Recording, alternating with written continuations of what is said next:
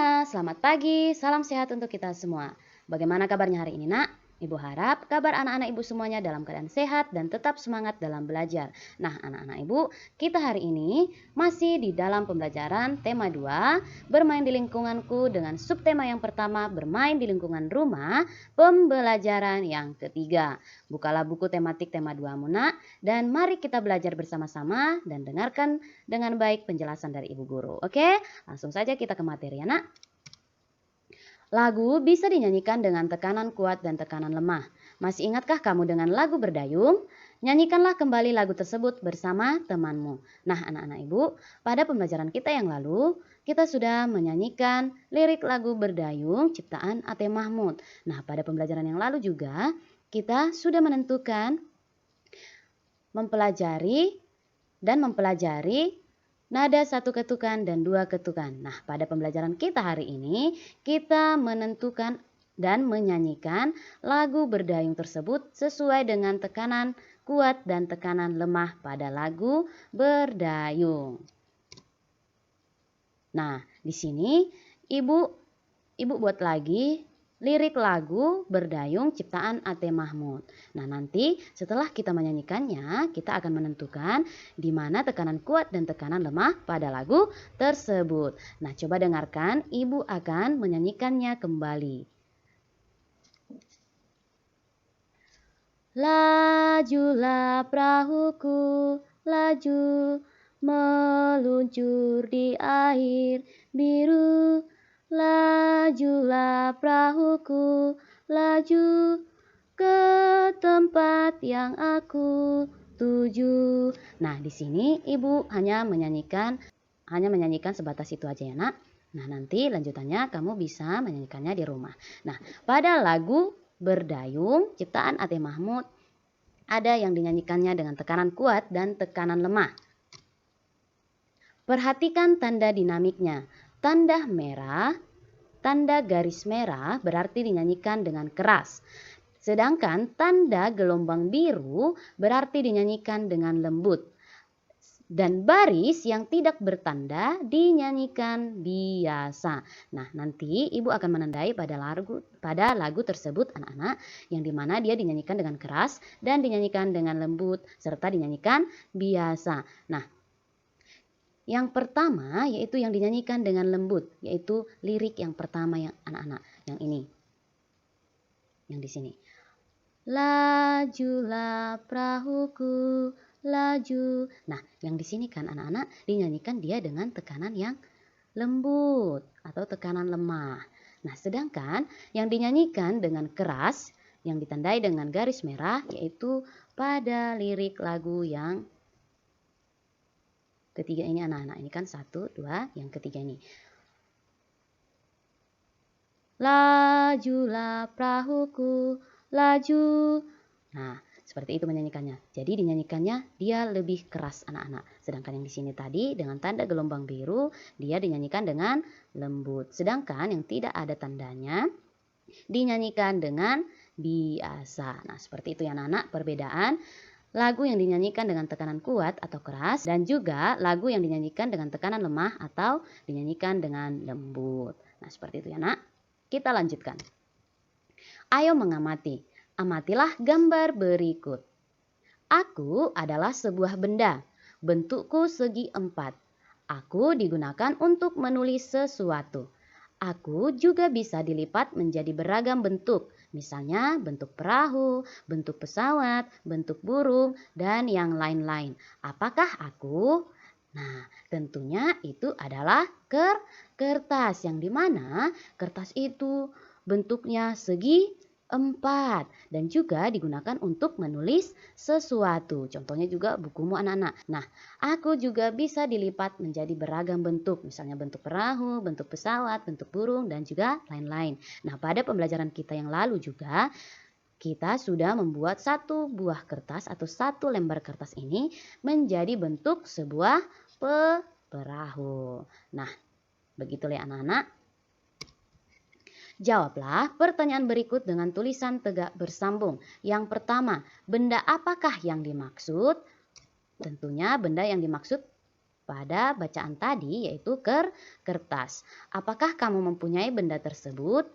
Jawabannya adalah ya, tentunya anak-anak ibu mempunyainya di rumah, mempunyai kertas. Bagaimana bentuknya? Bentuknya persegi panjang. Apa kegunaannya? Kegunaannya yaitu untuk menulis sesuatu. Bisa juga dilipat menjadi beragam bentuk, misalnya bentuk perahu, bentuk pesawat, burung, dan yang lain-lain. Benda-benda di sekitar kita. Ada banyak benda di sekitar kita. Setiap benda mempunyai sifat berbeda dengan benda lainnya. Ada yang halus, kasar, basah, dan lain sebagainya.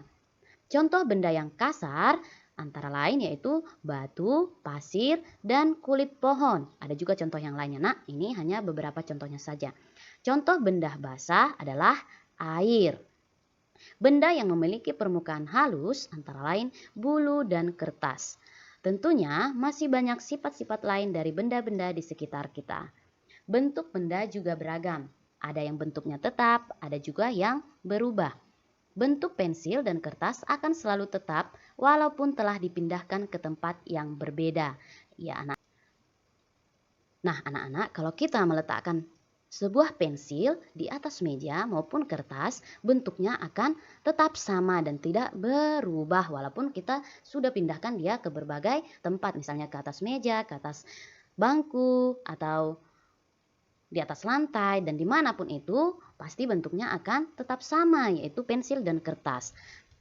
Sedangkan air di dalam gelas jika dipindahkan ke botol bentuknya akan berubah menyerupai botol. Nah, sedangkan air dia kalau misalnya kita tempatkan di dalam gelas bentuknya akan seperti gelas. Kalau kita pindahkan pun di air tersebut ke dalam botol bentuknya akan seperti botol. Nah, begitulah anak-anak perbedaan antara bentuk benda padat dan juga bentuk benda air. Setiap kata memiliki makna atau arti. Kita akan belajar beberapa makna atau arti sebuah kata yang ada di dalam teks bacaan tadi. Yang pertama yaitu kata halus. Nah, kata halus ini memiliki arti maupun makna yaitu licin, lembut, atau tidak kasar. Nah, itulah makna dari kata halus. Yang kedua yaitu kasar. Makna atau arti dari kata kasar yaitu kesat atau tidak halus. Nah, yang ketiga yaitu basah. Makna atau arti dari kata basah tersebut yaitu mengandung air. Yang keempat, tetap.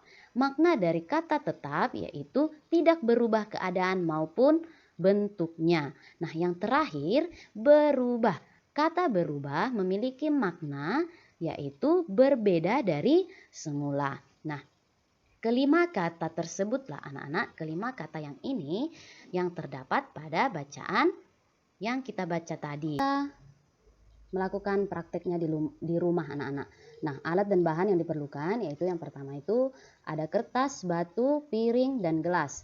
Dan cara kerjanya yang pertama, setelah kita sudah sediakan alat dan bahannya, cara kerja yang pertama yaitu letakkan kertas di atas lantai.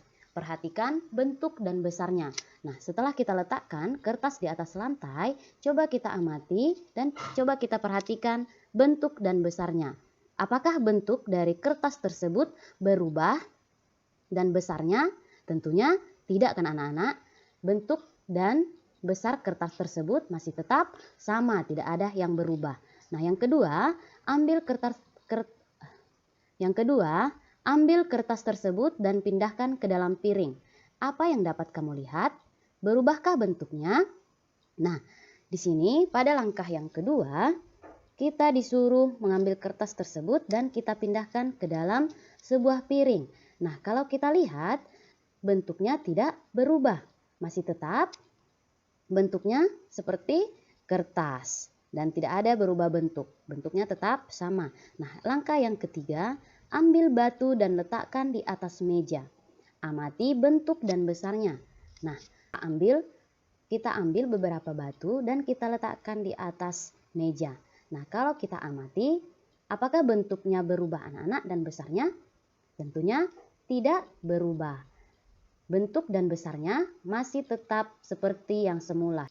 Yang keempat, pindahkan batu tersebut ke dalam gelas. Apa yang dapat kamu lihat? Berubahkah bentuknya? Nah, sama seperti tadi anak-anak. Kalau dia batu dan kertas, kita letakkan pun di mana tempatnya, maupun di atas meja, di atas kursi, di dalam gelas, bentuknya tetap sama, tidak ada terjadi perubahan. Nah, di sini pada sifat-sifat benda yang kita amati dan kita praktekkan di rumah, menunjukkan bahwa kertas dan batu itu kan anak-anak termasuk ke dalam golongan benda padat. Nah, benda padat itu bentuknya tetap dan tidak berubah-ubah walaupun kita pindahkan ke berbagai tempat. Nah, yang kelima, berdasarkan kegiatan tersebut, ada kita ambil kesimpulannya.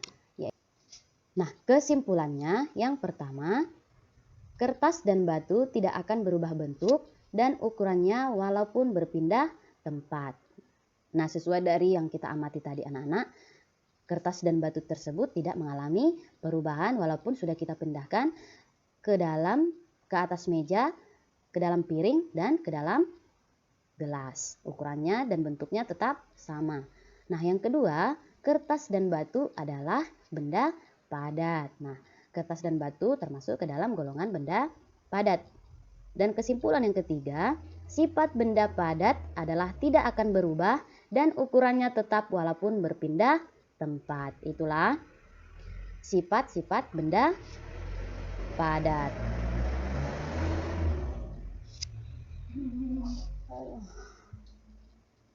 Nah, itulah anak-anak sifat-sifat benda padat pada praktek kita kali ini. Nah, anak-anak ibu juga nanti bisa mempraktekkannya di rumah dan coba kamu amati sendiri ya nak. Apakah pas penjelasan yang ibu berikan sama yang kamu amati di rumah.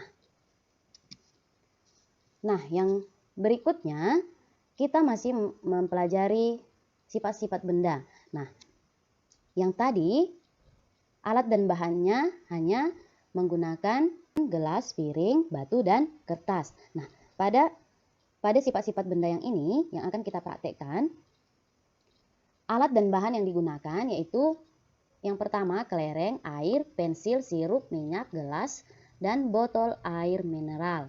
Nah, setelah kita sudah menyiapkan alat dan bahan tersebut, cara kerjanya yang pertama, masukkan kelereng ke dalam botol air mineral.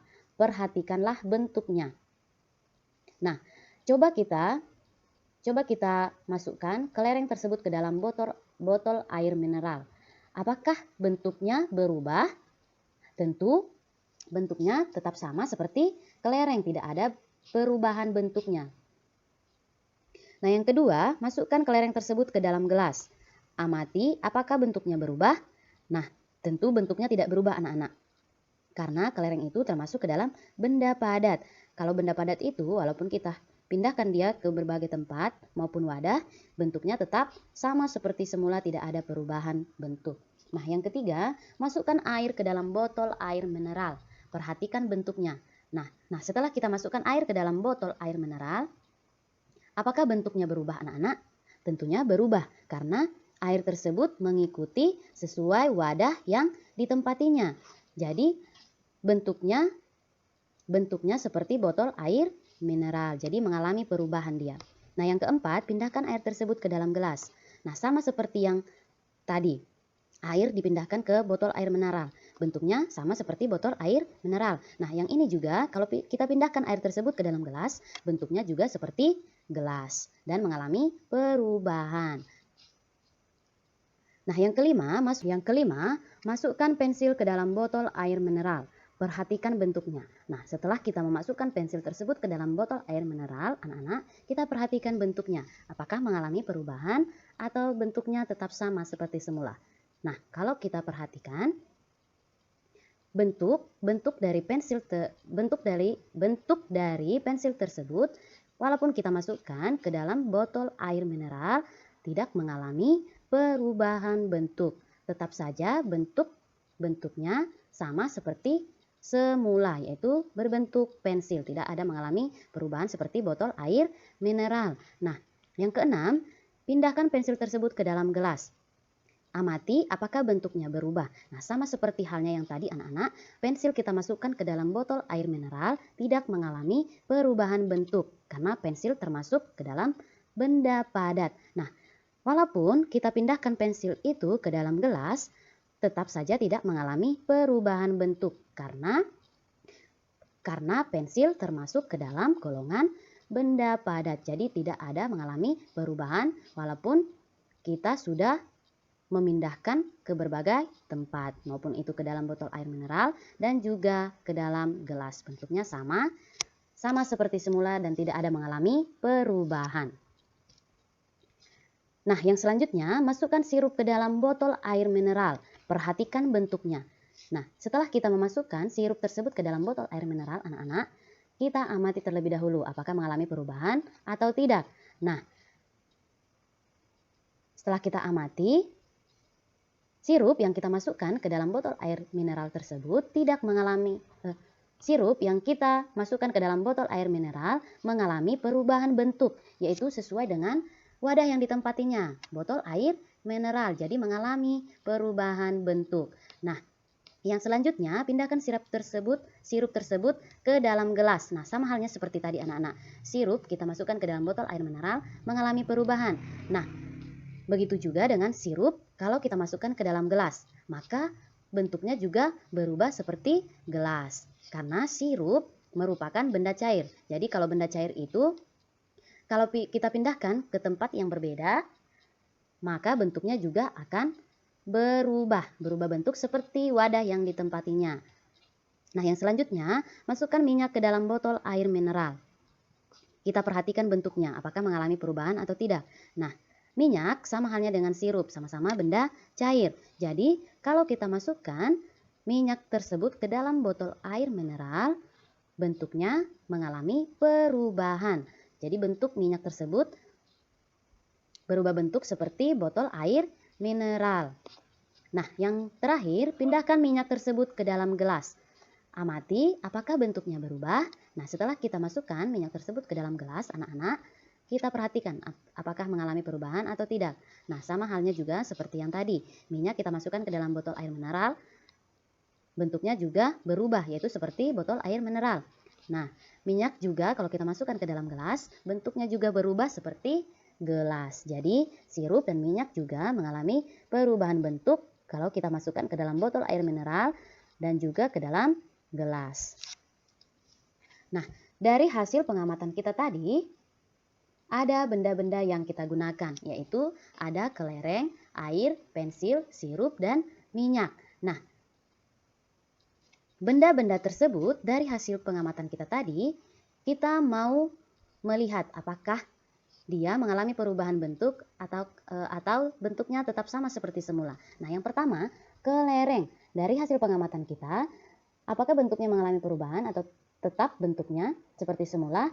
Ya, kelereng tidak mengalami perubahan bentuk.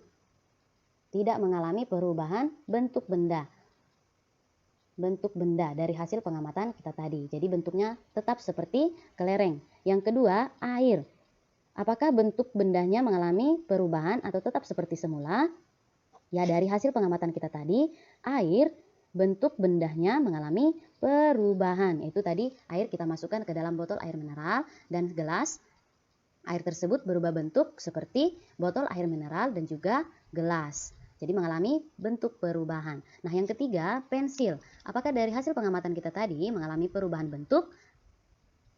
Nah, dari hasil pengamatan kita tadi, bentuk benda dari pensil tidak mengalami perubahan. Nah, bentuknya masih tetap seperti semula, yaitu pensil. Nah, yang keempat, sirup. Apakah dari hasil pengamatan kita tadi, bentuk bendanya berubah atau tetap? Nah, dari hasil pengamatan kita tadi, sirup mengalami perubahan bentuk, yaitu kita masukkan sirup tersebut ke dalam gelas dan botol air mineral, bentuknya juga mengikuti seperti botol air mineral dan juga gelas, jadi mengalami perubahan bentuk. Nah, yang terakhir, minyak. Dari hasil pengamatan kita tadi, minyak juga mengalami perubahan bentuk, yaitu sesuai dengan wadah yang ditempatinya. Yang dimana kita masukkan pun minyak tersebut ke dalam botol air mineral dan gelas, bentuknya sama seperti wadah yang ditempatinya. Jadi mengalami perubahan bentuk benda. Nah, dari hasil pengamatan kita tadi dapat ditarik kesimpulan, yang dimana tadi benda-bendanya ada kelereng, botol air mineral, pensil di dalam gelas, sirup, dan juga minyak. Nah, dari hasil pengamatan kita tadi dapat ditarik kesimpulan, yang dimana kesimpulannya yang pertama, kelereng dan pensil tidak akan berubah bentuk dan ukurannya walaupun berpindah tempat. Yang kedua, kelereng dan pensil adalah benda padat. Nah, karena kelereng dan pensil tadi tidak mengalami perubahan bentuk, walaupun tempatnya sudah berpindah-pindah, karena kelereng dan pensil termasuk ke dalam golongan benda padat. Nah, yang ketiga, sifat benda padat yaitu tidak akan berubah bentuk dan ukurannya tetap walaupun berpindah tempat. Jadi kalau benda padat itu anak-anak sifatnya tidak akan berubah bentuk dan ukurannya akan tetap walaupun kita sudah memindahkan benda tersebut ke dalam berbagai tempat. Nah, yang keempat, air, sirup, dan minyak adalah benda cair. Bentuk air, sirup, dan minyak selalu berubah-ubah sesuai bentuk wadah ataupun tempatnya. Jadi anak-anak, air, sirup, dan minyak termasuk ke dalam golongan benda cair. Jadi bentuk benda cair itu akan selalu berubah-ubah sesuai dengan bentuk maupun wadah yang ditempatinya.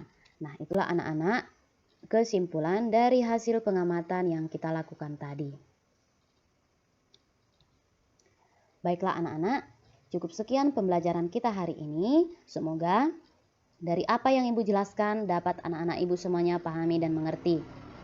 Apabila pada pembelajaran kita hari ini ada materi pembelajaran yang kurang dimengerti dan dipahami, boleh ditanyakan Ibu secara pribadi di WA atau boleh juga ditelepon Ibu guru. Oke nak? Kamu juga supaya terus mengingat harus mengulang-ulang pembelajaran kita yang sudah berlalu. Jangan dibiarkan begitu saja. Ya nak ya? Nah sekarang tugasmu di rumah ada dua. Yang pertama, lengkapilah catatanmu mengenai pembelajaran kita hari ini dengan tulisan tegak bersambung. Lengkapilah catatanmu dan tulisannya harus tulisan tegak bersambung. Nah yang kedua, kerjakanlah soal dari halaman 32. Nah buatlah tugasmu tersebut. Nah kalau yang tugas yang pertama, buatlah di buku catatanmu. Tetapi kalau tugas yang kedua, buatlah di buku latihan tematikmu. Kerjakanlah dengan bagus dan tulis soalnya, jangan hanya jawabannya saja ya nak. Oke anak-anak, cukup sekian pembelajaran kita hari ini. Tetap semangat dan tetap jaga kesehatannya. Salam sehat untuk kita semua. Sampai jumpa di pembelajaran kita yang berikutnya. Dadah.